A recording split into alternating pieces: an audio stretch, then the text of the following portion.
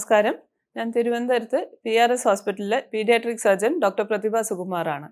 ഇന്ന് ഞാൻ സംസാരിക്കാൻ പോകുന്നത് കുഞ്ഞുങ്ങളിൽ, പ്രത്യേകിച്ച് ആൺകുഞ്ഞുങ്ങളിൽ കാണുന്ന 1-2 പ്രശ്നങ്ങളെ കുറിച്ചാണ്. അപ്പോൾ ആൺകുഞ്ഞുങ്ങളിൽ കാണുന്ന ഏറ്റവും സാധാരണ കാണുന്ന ഫൈമോസിസ് എന്നൊരു കണ്ടീഷനാണ്. ഇതെന്താണ്? ഇത് അസുഖമല്ല. കുഞ്ഞുങ്ങളുടെ മൂത്രമൊഴിക്കുന്ന ഭാഗം അവിടെ ഈ പുറംതൊലി ഒട്ടിയിരിക്കുന്നതിനാണ് ഫൈമോസിസ് എന്ന് പറയുന്നത്. ഇത് 2 ടൈപ്പ് ആയിരിക്കും. ഒരെണ്ണം കുഞ്ഞ് ജനിക്കുന്ന സമയത്ത് പ്രൊട്ടക്റ്റീവ് മെക്കാനിസം ആയിട്ട് ഈ തൊലി അടഞ്ഞിരിക്കും.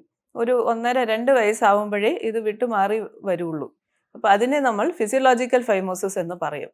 പക്ഷേ ഈ പ്രായം കഴിഞ്ഞിട്ടും ഈ തൊലി അടഞ്ഞിരിക്കുമ്പോൾ, മൂത്രനാളിയുടെ ഓപ്പണിംഗ് അടഞ്ഞിരിക്കുമ്പോൾ അതിനെ നമ്മൾ ഫൈമോസിസ് എന്ന് പറയും.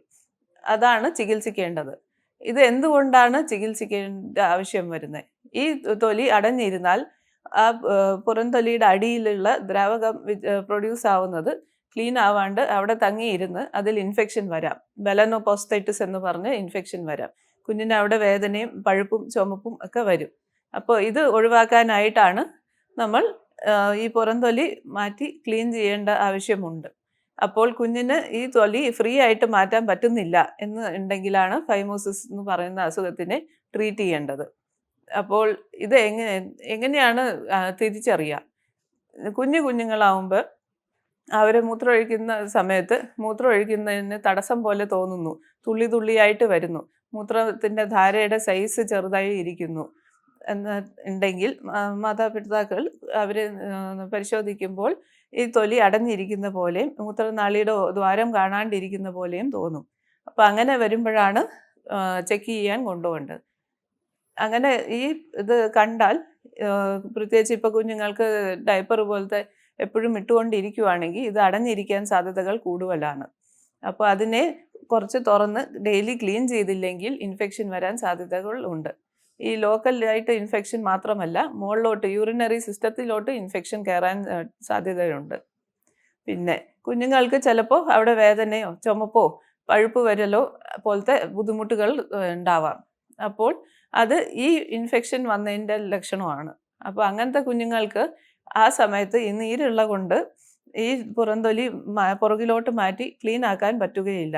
അത് ഈ ഇൻഫെക്ഷനെ ട്രീറ്റ് ചെയ്യണം. ആൻറ്റിബയോട്ടിക്സ് കൊടുത്ത് വേറെ ഇൻഫ്ലമേറ്ററി ചേഞ്ചസ് എല്ലാം ഒന്ന് കൺട്രോൾ ആയിട്ട് വേണം ഇത് റിട്രാക്ട് ചെയ്ത് ക്ലീൻ ചെയ്ത് എടുക്കേണ്ടത്. അപ്പോൾ അഥവാ കുഞ്ഞുങ്ങൾക്ക് ഇത് അടിക്കടി ഇങ്ങനെ ഇൻഫെക്ഷൻ വന്നുകൊണ്ടിരിക്കുന്നു, റിക്കറൻറ്റ് മെലനോപോസ്റ്റൈറ്റിസ് എന്ന് പറയുന്ന അസുഖമാണ്, അല്ലെങ്കിൽ ഈ തൊലി അകത്ത് ഭാഗം വിട്ടിരിക്കുന്നു, ഓപ്പണിങ്ങിൻ്റെ അവിടെ ചുരുങ്ങിയിരിക്കുന്നു എന്നുണ്ടെങ്കിൽ കുഞ്ഞ് മൂത്രമൊഴിക്കുന്ന സമയത്ത് ഒരു ബലൂൺ പോലെ വീർത്ത് വരാം.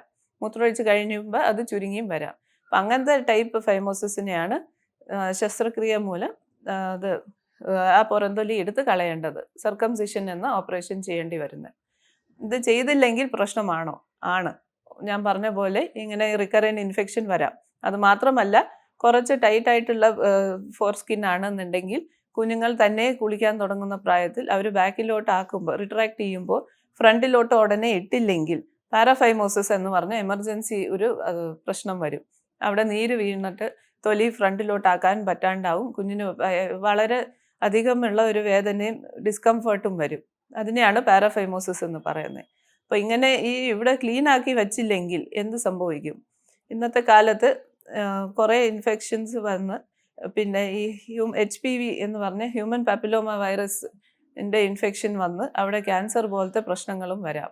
അപ്പോൾ കുഞ്ഞിൻ്റെ ആരോഗ്യത്തിന് വേണ്ടി ഇത് ക്ലീൻ ആക്കി വെക്കേണ്ട ആവശ്യമുണ്ട്. പ്രിപ്യൂസിൻ്റെ, അതായത് ഫോർ സ്കിൻ ബാക്കിലോട്ടാക്കി ഡെയിലി ക്ലീൻ ചെയ്യേണ്ടതുണ്ട്. അത് കുഞ്ഞിനെ പഠിപ്പിച്ചു കൊടുക്കേണ്ട കാര്യമാണ്. പല്ലേപ്പിക്കുന്ന പോലെ തന്നെ കുഞ്ഞിനെ പറഞ്ഞ് മനസ്സിലാക്കി ചെയ്യിപ്പിക്കേണ്ട കാര്യമാണ്. പേടിച്ചിട്ട് അമ്മമാർ മിക്കപ്പോഴും ഇത് അങ്ങനെ വിടും. അപ്പോഴാണ് ഇത് കൂടുതൽ ടൈറ്റായി ഫൈമോസിസ് വന്ന് വേറെ ഇൻഫെക്ഷൻ വീണ്ടും വീണ്ടും വരുന്നത്. അപ്പം അങ്ങനത്തെ സാഹചര്യത്തിലാണ് സുന്നത്ത്, അതായത് മാർക്കം ചെയ്യൽ, സർക്കംസിഷൻ എന്ന ഓപ്പറേഷൻ ചെയ്യേണ്ടി വരുന്നത്.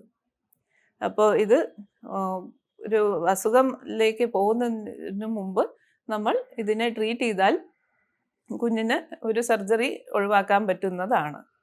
നന്ദി.